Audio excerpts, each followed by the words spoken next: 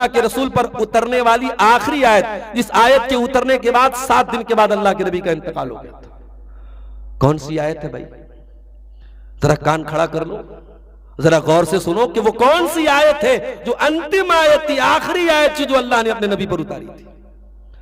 वत्तकू यौमन तुरजऊन फीहि इलल्लाह, ऐ मेरे बंदो तुम उस दिन से डरो जिस दिन तुम अल्लाह की तरफ लौटाए जाओगे। दुनिया बहुत तरक्की कर चुकी है, साइंस आज चांद पर पहुंच चुकी है, अंतरिक्ष में इंसान सैर कर रहा है, मगर साइंस के पास भी इस सवाल का कोई जवाब नहीं, क्या दुनिया हमेशा रहेगी या दुनिया एक दिन फना हो जाएगी? आपका कुरान बता रहा है कि हाँ दुनिया एक दिन फना हो जाएगी। साइंस कहती है चोरी करने वाला अगर ऐश कर रहा है तो साइंस के पास कोई जवाब नहीं कि क्या चोरी करने वाले को चोरी की सजा मिलेगी, क्या जुल्म करने वाले को जुल्म की सजा मिलेगी, क्या जिना करने वाले को जिना की सजा मिलेगी, क्या हराम खाने वाले को हराम की सजा मिलेगी?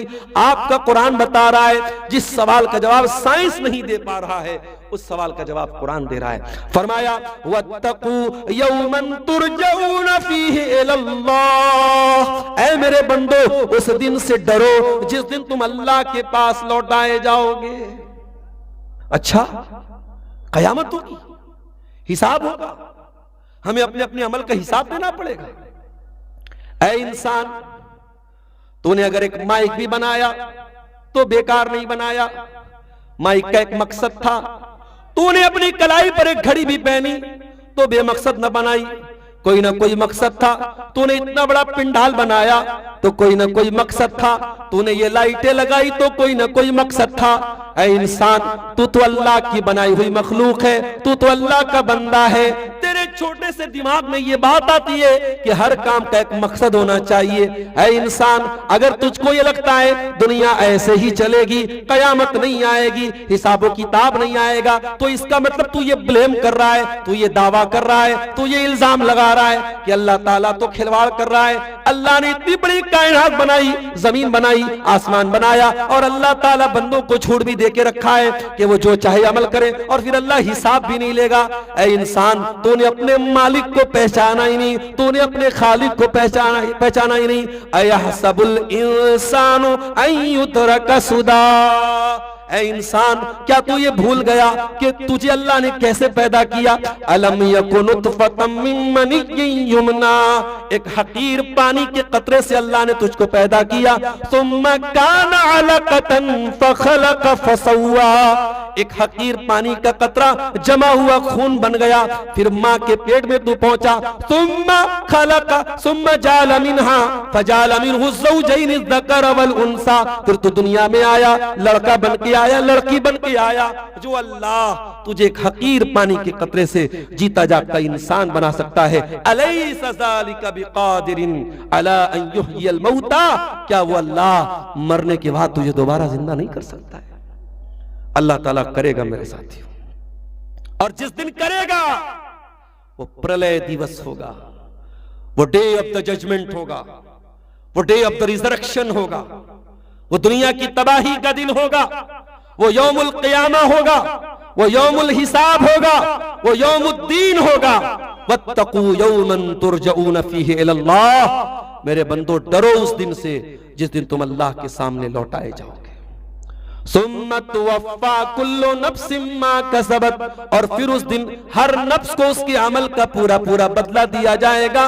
वहुम ला युज़लमून, और किसी के साथ अन्याय नहीं होगा। अल्लाह की अदालत में किसी के साथ अन्याय नहीं होगा। दुनिया की अदालतों में अन्याय हो सकता है, कोई जिना करके रेप करके भी बेल पा लेगा, कोई झूठे केस में फंसा करके भी बेल नहीं पाएगा, दुनिया की अदालतों में होगा। अल्लाह की अदालत में कोई अन्याय नहीं, कोई ना इंसाफी नहीं। क्यों? क्योंकि अल्लाह की अदालत का जज कौन है? अल्लाह खुद है, और जब अल्लाह हिसाब लेगा तो किसी के साथ अन्याय नहीं करेगा। वनज़उल मवाज़ीनल क़िस्त लियौमिल क़ियामह, हम क़यामत के दिन इंसाफ का तराजू रखेंगे। फला तुज़लमु नफ्सुन शैया, और क़यामत के दिन किसी के साथ अन्याय नहीं होगा। व इन काना मिस्क़ाला हब्बतिन मिन खरदलिन अतैना बिहा, एक राई के दाने के बराबर भी तुमने कोई अमल किया होगा वो सामने आ जाएगा। व कफ़ा बिना हासिबीन, और ऐ मेरे बंदो जब हम हिसाब लेंगे तो पूरा पूरा लेंगे। अल्लाह हिसाब लेगा तो राई के दाने के बराबर भी हिसाब लेगा। इसीलिए कुरान जब ये कहता है कि अपने मोमिन बंदों का अल्लाह आसान हिसाब लेगा, तो हजरत आयशा ने पूछा था अल्लाह के प्यारे रसूल सल्लल्लाहु अलैहि वसल्लम से कि ऐ अल्लाह के नबी आसान हिसाब का क्या मतलब है? अल्लाह के नबी ने फरमाया कि ऐ आयशा, आसान हिसाब का मतलब यह है इन्नमा ज़ालिकल अर्ज़ु, आसान हिसाब का मतलब यह है कि अल्लाह के सामने बंदे का नामे अमाल आए और अल्लाह ताला नजरअंदाज कर दे, अल्लाह ताला उसकी जांच पड़ताल न करे, उसकी तफ्तीश न करे, एक एक चीज की तहकीक न करे, ये आसान हिसाब है। वमन नूकिशा हलका, और जिसकी अल्लाह ताला पड़ताल करेगा, जिसकी जांच करेगा, वो तो हलाक हो जाएगा। मेरे प्यारे साथियों, इसीलिए हमें दुआ करनी चाहिए, अल्लाहुम्मा हासिबनी हिसाबन यसीरा, ऐ अल्लाह हमारा कयामत के दिन तू आसान हिसाब लेना, हमारे गुनाहों को नजरअंदाज कर देना, ऐ अल्लाह हमारे अमाल की जांच मत करना। मेरे भाइयों, उस दिन से हमें और आपको डरना चाहिए, और उस दिन से अगर डरना है तो हमें फिर इस्लाम के उन उसूलों और कवानीन पर अमल करना होगा। हमें अपने आप को जहन्नम में जाने वाली चीजों से बचाना होगा। अब आइए जरा जहन्नम में लेके जाने वाली कुछ चीजों, जहन्नम से बचाने वाली कुछ चीजों का जिक्र मैं आपके सामने कर दूं। वो कौन सी चीजें हैं जो हमें जहन्नम की आग से बचाएंगे? उसमें सबसे पहली चीज मेरे भाइयों तौहीद है। जब तक हम अपनी तौहीद को मजबूत नहीं करेंगे, हम ला इलाहा इल्लल्लाह पर मरते दम तक कायम नहीं रहेंगे, हम तौहीद पर कायम नहीं रहेंगे, तब तक हम जहन्नम की आग से नहीं बच सकते। मन क़ाला ला इलाहा इल्लल्लाहु ख़ालिसन मिन क़िबल नफ्सिही दख़लल जन्ना, अल्लाह के नबी फरमाते हैं जो ला इलाहा इल्लल्लाह दिल के इखलास के साथ कहेगा वो जन्नत में दाखिल होगा। और उसी जन्नत में जाने के लिए और जहन्नम से बचने के लिए हमें और आपको अल्लाह ताला ने कुरान में नमाज का हुक्म दिया, ज़कात का हुक्म दिया, अल्लाह की राह में सदका खैरात का हुक्म दिया, मसाजिद की तामीर का हुक्म दिया। आज का ये प्रोग्राम भी मस्जिद की तामीर के लिए है, और आप हजरात में से जिन लोगों ने इस मस्जिद की तामीर में हिस्सा लिया है, इंशाअल्लाह ये आपका ताउन और अल्लाह की मस्जिद में आपका योगदान, ये भी आपको जहन्नम से बचाने का और जन्नत में दाखिले का एक जरिया बनेगा। अल्लाह कुरान में कहता है इन्नमा यामुरु मसाजिदल्लाहि मन आमना बिल्लाहि वल यौमिल आखिर, अल्लाह की मस्जिदों को वही लोग बनाते हैं, वही लोग आबाद करते हैं जो अल्लाह के ऊपर ईमान रखते हैं, जो कयामत के दिन के ऊपर ईमान रखते हैं। वह अकामस्सलाता व आतज़्ज़काता, जो नमाज कायम करते हैं, जो ज़कात अदा करते हैं। वलम यख्शा इल्लल्लाह, और सिर्फ अल्लाह से डरते हैं। तो मस्जिदों की तामीर करना और मस्जिदों को बनाना, और खुसूसन आज के इस दौर में जब फितनों का दौर है मेरे प्यारे साथियों, और कदम कदम पर ऐसी चीजें सामने आ रही हैं जो हमें और आपको दीन से हटा रही हैं, दीन से दूर कर रही हैं, ऐसे नाजुक मौके पर अगर मस्जिदों में, अल्लाह के घरों में और मदारिस में अगर हम और आप हिस्सा लेते हैं तो ये भी हमें और आपको अपनी खुशनसीबी समझनी चाहिए। अल्लाह के नबी ने फरमाया इत्तकुन्नार, जहन्नम से बचो, वलो बिशिक्की तमरा, अगर अल्लाह की राह में तुम्हें खजूर का टुकड़ा भी दे करके जहन्नम की आग से बच सकते हो तो बचो। मेरे भाइयों, आज अफसोस की बात यह है हम दुनिया में तो बहुत दिल दरिया बनते हैं, दुनिया में जब खर्च करने की बात और नाम करने की बात आती है तो हमारा दिल बड़ा हो जाता है, लेकिन जब दीन पर खर्च करने की बात आती है तो मैं देखता हूं यहाँ जो बंगला जबान के मुकर्रीन होते हैं, जो चंदा करने वाले, वो पास बुलाते हैं और जो आदमी 1000 रुपया देता है उसकी जेब से 10,000 निकलवाते हैं। ये अफसोस की बात नहीं है कि आप 10,000 दे सकते थे मगर मस्जिद के नाम पर आपकी जेब से 1,000 निकलता है। ऐसा क्यों होता है? इसका मतलब कि हमने दीन की राह में अपने दिल को छोटा बना लिया है। मेरे भाइयों, आप दीन की राह में जो खर्च करेंगे, मस्जिदों में जो खर्च करेंगे, मदरसों में जो खर्च करेंगे, दीन की दावत की राह में जो खर्च करेंगे, यही आपके चंदे और यही सदकात और यही आपकी माली कुर्बानियां कयामत के दिन आपके काम आएंगी। जरा नबी के दौर के हालात देखिए। गज़वे तबूक का मौका था। अल्लाह के नबी सहाबे किराम के दरमियान ऐलान करते हैं कि जो अल्लाह की राह में चंदा देगा, ताउन करेगा, पैसा देगा, दान करेगा, मैं उसको गारंटी देता हूं वो जन्नत में जाएगा। सहाबे किराम ने अपनी अपनी हैसियत के मुताबिक अल्लाह की राह में दान दिया। हजरत उमर फारूक रज़ी अल्लाह तआला अपने घर आए, घर का सारा माल इकट्ठा किया, सारे माल को 2 हिस्सों में डिवाइड किया और आधा माल घर छोड़ा और आधा अल्लाह के नबी के पास लेके आए। नबी ने पूछा, माँ अब कई तल अहलिक, ऐ उमर तुम इतना सारा माल लेके आए, घर वालों के लिए कुछ छोड़ के आए हो कि नहीं आए हो, परिवार के लिए कुछ छोड़ के आए हो कि नहीं आए हो? ऐ अल्लाह के नबी आप चिंता न करें, मैं आधा लेके आया हूं, आधा छोड़ के आया हूं। उमर फारूक कहते हैं मेरे दिल से आवाज आई, ऐ उमर हमेशा तू सेकंड नंबर पे आ जाता था, हमेशा तू नेकी के मामले में दूसरे नंबर पे आ जाता था, आज अबू बकर से भी तेरा नंबर आगे हो जाएगा, तू पहले नंबर पे चला जाएगा, तू अपने घर का आधा माल लेके आया है। गौर से सुनना मेरे प्यारे साथियों, दिल हमारे कितने छोटे हो गए जरा अंदाजा। थोड़ी देर के बाद हजरत अबू बकर सिद्दीक आते हैं और वो भी अपने घर का माल लेकर के आए, अपने घर का सामान लेके आए और अल्लाह के नबी के कदमों में लाके रख देते हैं। अल्लाह के नबी उनसे भी सवाल करते हैं, माँ अब कई तल अहलिक, ऐ अबू बकर तूने घर वालों के लिए क्या छोड़ा, घर वालों के लिए कुछ छोड़ के आया है कि नहीं आया है? अबू बकर सिद्दीक कहते हैं, ऐ अल्लाह के नबी अब कई तो लहुमुल्लाह व रसूलहू, ऐ अल्लाह के नबी आज इस्लाम को मेरे माल की जरूरत है, मैं घर वालों के लिए माल बचा के क्या करूंगा? ऐ अल्लाह के नबी मैं सारा का सारा माल लेके आया हूं, मैं घर में झाड़ू लगा के आया हूं, ऐ अल्लाह के नबी मैं घर वालों को अल्लाह और उसके रसूल के नाम पे छोड़ के आया हूं। उमर फारूक की आंखों से आंसू बहने लगे और उमर फारूक ने कहा, वल्लाहि मा उसाबिकुका अबदा, ऐ अबू बकर उमर तेरा मुकाबला नहीं कर सकता। और आज हमारे हालात ये हैं, मस्जिदों के लोग मस्जिद दान देते हैं और बाप दान करके जाता है और बेटे जो है वो जमीन कहते हैं नहीं हमारे बाप ने कहा था, जो कहा था वो जमीन बेटे वापस ले लेते हैं। मदरसे की दान की गई जमीनों पर बेटे कब्जा कर लेते हैं। इसी हमारे मुल्क में कई मिसालें मैंने देश के मुख्तलिफ हिस्सों में देखी हैं। इसका मतलब यह हुआ कि माल की मोहब्बत हमारे दिलों में हद से ज्यादा आ चुकी है मेरे साथियों। वल्लाह ये माल यही रह जाएगा, सब ठाट पड़ा रह जाएगा। जब लाद चलेगा बंजारा, ये जमीनें यही रह जाएंगी, ये जायदादें यही रह जाएंगी, ये माल आपके वारिसों में बढ़ जाएगा और आप अपने अमल को लेकर के कब्र में जाएंगे और वहां आपको अपने अमल का हिसाब देना पड़ेगा। इसलिए मेरे प्यारे साथियों, दुनिया की चंद रोजा जिंदगी में जहां तक हो सके जितने नेकी के मौके मिले, जहां पर अपना माल अल्लाह ने आपको दिया है, अगर आप करोड़पति हैं तो भी, लखपति हैं तो भी, और अगर आप खाते पीते हैं अपने और अपने परिवार को ढंग की ग़िज़ा खिलाने के बाद अगर आपके पास इतना माल है कि आप मसाजिद की मदद कर सकते हैं, मदारिस की मदद कर सकते हैं, तो जरूर किया कीजिए मेरे भाई। और ये बात याद रखिए, अल्लाह की राह में देने से कभी माल कम नहीं होता है। और ये मिसाल अगर कुरान बयान कर रहा है और अल्लाह के नबी अगर कहते हैं कि 2 फरिश्ते होते हैं, एक फरिश्ता दुआ करता है अल्लाहुम्मा आते मुनफिकन खलफा, ऐ अल्लाह जो तेरी राह में खर्च कर रहा है उसको और ज्यादा दे, और दूसरा फरिश्ता बद्दुआ करता है अल्लाहुम्मा आते मुमसिकन तलफा, ऐ अल्लाह जो तेरी राह में नहीं दे रहा है, कंजूसी कर रहा है, अल्लाह उसके माल को बर्बाद कर दे। ये बात अगर नबी ने कही थी तो 100% सही कही थी, 100% सही कही थी, और आज भी उसकी मिसालें मौजूद हैं।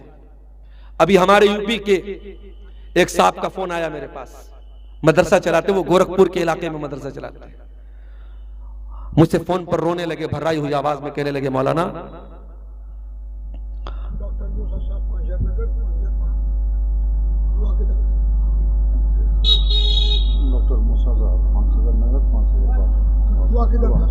डॉक्टर मूसा साहब की तरफ से ये 5,000 रुपये नगद आए हैं और 5,000 उन्होंने बाद में देने का वादा किया है। अल्लाह ताला डॉक्टर साहब के इस चंदे को कबूल फरमाए और उनकी नजात का जरिया बनाए। मैं अर्ज ये कर रहा था कि गोरखपुर की सरजमीन से एक फोन आया, एक मौलाना साहब का फोन है, मदरसा चलाते हैं। उन्होंने किसी डोनर के बारे में बताया कि वो डोनर पूरे मदरसे को चंदा देता था। और आज भी आपके सीमांचल में बहुत सारी मस्जिदें ऐसी मिल जाएंगी जो कुवैत के, दुबई के, सऊदी के किसी एक आदमी ने पूरी मस्जिद बनवा दी। ये गौर करने की बात है कि हमारे यहां पैसा कमाने वाले लोग नहीं है, मगर हमारे यहां ये जज्बा क्यों नहीं होता कि अगर अल्लाह ने हमको करोड़पति बनाया, चलो हम खड़े होकर के मस्जिदें बनाते। हमारे यहां ऐसी मिसालें ना के बराबर मिलती। और वहां मामूली लोग जिनको अल्लाह ताला ने थोड़ा बहुत नवाजा है, पूरी पूरी मस्जिद बनवा देते हैं। लेकिन आज भी दुनिया में अच्छे भी लोग हैं, बुरे भी लोग हैं। मैं दोनों की मिसाल आपको दे रहा हूं। उन्होंने बताया गोरखपुर के मौलाना ने कि हमारे मदरसे में एक आदमी डोनर था, चंदा देता था, और उसके चंदे से माशाल्लाह मदरसे के सारे बच्चे खाना खाते थे, उनके राशन का इंतजाम हो जाता था। कहा कि उनका इंतकाल हो गया, जो सेठ जी थे, जो शेख साहब थे, और बच्चे जो थे वो बड़े नालायक निकले। उन्होंने मना कर दिया कि नहीं, हम नहीं देंगे, और मदरसे का बड़ा मसला हो गया और बड़ी मुश्किल से मदरसा चल रहा है। एक मिसाल ये हमारे सामने आई। दूसरी मिसाल, जिंदा मिसाल आज के दौर की, उसी सऊदी अरब की धरती पर एक और मैं आपको देता हूं। अलबैक कंपनी का नाम आपने सुना होगा। जो लोग हज करने गए, उमरा करने गए हैं, अलबैक एक बहुत बड़ा ब्रांड है अरब में, और तकरीबन सऊदी अरब के हर शहर में उसका रेस्टोरेंट है। और चिकन को वो लोग, मुर्गा जो आपके शेरशाबादी में तो मुर्गा एक ही टाइप का बनता है, उसमें ढेर सारा तेल डाल दो, झोल डाल दो, मसाला डाल दो, मौलवी साहब देसी मुर्गा अच्छे। अरे भाई, मैं कभी कभी कहता हूं कि यूट्यूब मोबाइल मौजूद है, अपने घर की औरतों को थोड़ा रेसिपी से भी बताओ, थोड़ा नए नए तरीके से भी मुर्गा बनाओ। अभी अहमदाबाद में गया, वहां आपके किशनगंज के नौजवान लड़के सब होटल में काम करते हैं, वो खाना बना रहे। उन्होंने हमको बताया, मौलाना हम लोग किशनगंज के, और बेहतरीन उन्होंने मुर्गा बनाया, कई तरीके का आइटम बनाया। आपके यहाँ माशाअल्लाह एक ही तरीके का।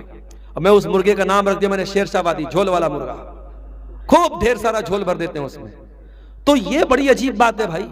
तो आप लोग कभी अगर हज करने जाए, अल्लाह सबको हज की एक बार तौफीक दे दे इंशाअल्लाह, आमीन। तो आप वहां जाएंगे उमरा करने, हज करने, तो एक ब्रांड आपको मिलेगा अलबैक। अब इंडिया में भी उसकी कॉपी आ गई है, मगर ओरिजिनल वही है, अलबैक। तो अलबैक में आपको एक मुर्गा मिलेगा, पूरा एक मुर्गे का उसका लेग पीस रहता है, सीना वगैरह रहता है, उसको ब्रोस्त बोलते हैं, ब्रोस्त। उसमें मसाला वगैरह डाल के उसको बनाते हैं। वो एक ब्रोस्त आप खा लेंगे चटनी के साथ, आपका पेट भर जाएगा। मदीना में लोग बहुत शौक से खाते हैं, लाइन लगी रहती है वहां। तो अलबैक कंपनी की जब शुरुआत हुई, उसके मालिक ने जब शुरुआत की, तो उस जमाने में जब शुरुआत हुई तो वो 2 रियाल का बिकता था। 2 रियाल का वो एक ब्रोस्त बिकता था, और उसके मालिक ने ये तय कर रखा था कि हम जो है इसमें से 1 रियाल अपने ऊपर खर्च करेंगे, 1 रियाल हम अल्लाह की राह में देंगे, मस्जिदों में देंगे, मदरसों में देंगे। ये उसने उसूल बना लिया और कंपनी चल गई। अल्लाह ने बड़ी बरकत दी। वो रियाद से शुरू हुआ, रियाद में खुला, जद्दा में खुला, अल कसीम में खुला, मदीना में खुला, मक्के में खुला, मुल्क के मुख्तलिफ इलाकों में उसकी ब्रांच खुल गई। उसके बाद अलबैक कंपनी के मालिक का इंतकाल हो गया। महंगाई के हिसाब से कीमत भी बढ़ गई, और 2 रियाल वाला ब्रोस्त 4 रियाल का मिलने लगा। जब कंपनी के मालिक का इंतकाल हो गया, तो हर महीने जो कंपनी के मालिक ने वादा किया था, डोनेशन दिया करता था, चंदा दिया करता था। बाप के मरने के बाद वो मदरसे वाले, मस्जिद वाले, इदारे वाले, जहां पर भी वो डोनेशन दिया करता था, वो सब लड़कों के पास पहुंचे। कहा कि आपके अब्बा जान जो अलबैक कंपनी की जिन्होंने शुरुआत की थी, उन्होंने ऐसा ऐसा वादा किया था कि वो 1 रियाल अल्लाह की राह में दे दिया करेंगे। अपने हर ब्रोस्त के पीछे जो भी इनकम होगी वो 1 रियाल अल्लाह की राह में दे देंगे। तो अब आपके वालिद का इंतकाल हो गया है, वालिद तो मरते दम तक 1 रियाल देते रहे, अब आप लोगों का क्या कहना है? बेटों ने पूछा कि मेरे बाप ने कहीं लिखित दिया था, कहीं लिख करके दिया है आप लोगों को कि हम ऐसा देंगे? उन लोगों ने कहा नहीं, कहीं लिखित तो कोई हमारे पास कोई लिखित तौर पे तो कोई सबूत नहीं है, लेकिन हाँ शुरू से आपके वालिद का ये तरीका रहा है। मेरे भाइयों, एक बात कहता हूं, औलाद की पढ़ाई पर खर्च करते हो, बहुत अच्छी बात है। औलाद का कैरियर बनाने की चिंता करते हो, बहुत अच्छी बात है। थोड़ा सा इन्वेस्टमेंट औलाद की दीनदारी पर भी कर दो मेरे साथियों। मैंने दिन में औरतों से भी कहा था, 24 घंटे में 1 घंटा अपने बच्चों की तरबियत के लिए भी निकाल दो मेरी माँ और बहनों। क्या पता वो 1 घंटा काम आ जाए आपके बच्चों के। तरबियत का असर देखो मेरे प्यारे साथियों।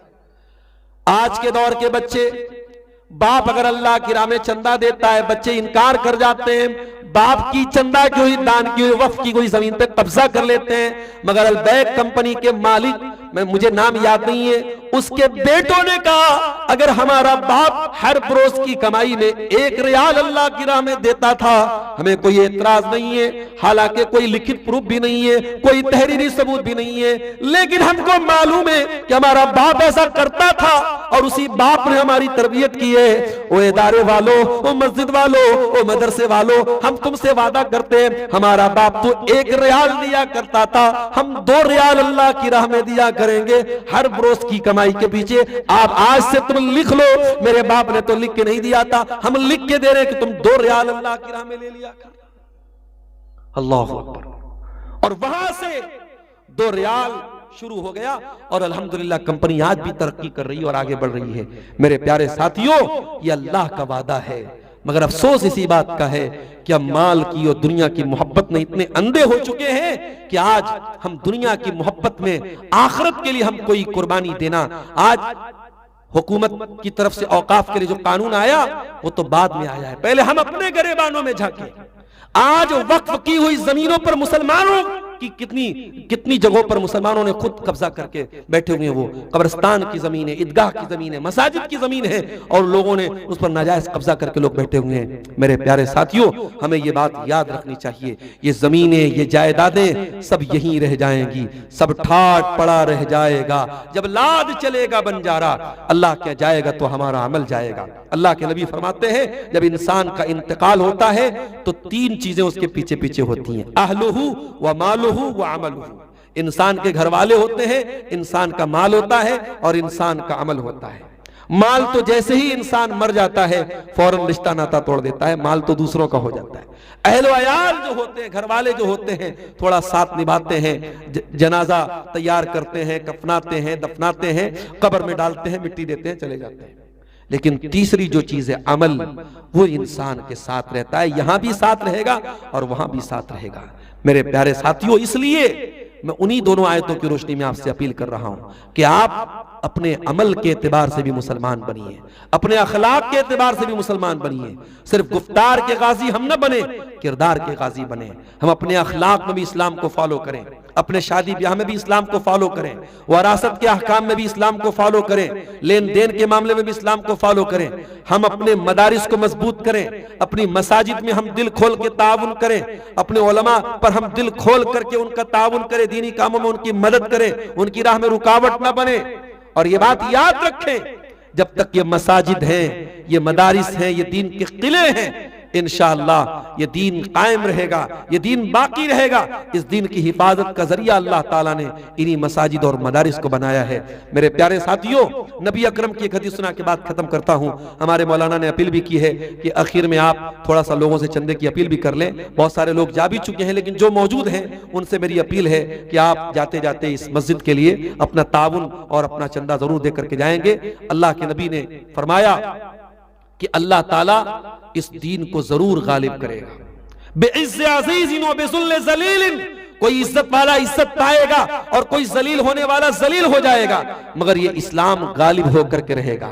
हर कच्चे और पक्के मकान में ये दीन दाखिल होगा। इस दीन, ये अल्लाह का दीन है मेरे प्यारे साथियों, ये दीन पहुंचेगा और अल्लाह ताला तमाम अदियान पर इस दिन को गालिब करेगा। शर्त यह है कि हम इस दीन के साथ अपना रिश्ता मजबूत करें, अल्लाह पर अपना तवक्कुल मजबूत करें। अल्लाह से दुआ है रब्बुल आलमीन हमें अपने दीन पर चलने की तौफीक अता फरमाए। रब्बुल आलमीन हमें दीनदार बनाए, सही मानों में दीनदार बनाए, दीन पर चलने वाला बनाए, दीनी इदारों और मसाजिद से जुड़ने वाला बना दे। जो हम में से बीमार है अल्लाह उनको शफाए कामिला अजला अता फरमाए। जो रोजगार से परेशान है अल्लाह उनके कारोबार में बरकत नसीब फरमाए। जो भाई हमारे अभी तक इस मस्जिद में उन्होंने ताउन नहीं पेश किया है, मेरी उनसे अपील है, ये मस्जिद के तामीर के लिए और उसकी छत को तैयार करने के मुतालिक जलसा हुआ है, आप हजरात आगे बढ़ें और इसमें जरूर शिरकत करें। जज़ाकुमुल्लाहु खैरा। अल्लाह ताला आप तमाम लोगों के ताउन को कबूल फरमाए और इस मस्जिद की तामीर इस गांव के लोगों को जल्द से जल्द करने की अल्लाह ताला तौफीक अता फरमाए। वालेकुम सलाम। जज़ाकुमुल्लाहु खैरा। आइए आगे आइए। अच्छा, अब्दुल अलीम बंगरा टोला, अच्छा 10,000 दिया उन्होंने, माशाअल्लाह। अब्दुल अलीम चंदा दिया है इस मस्जिद के लिए, अल्लाह ताला कबूल फरमाए। कैसे किया है? 1000 रुपये एक और नौजवान ने दिया है। ये तमाम लोग आ रहे हैं, छोटी बड़ी रकमें अल्लाह की राह में दे रहे हैं। नाम बहुत सारे लोगों को नहीं मालूम है। अल्लाह उन सब के ताउन को कबूल फरमाए।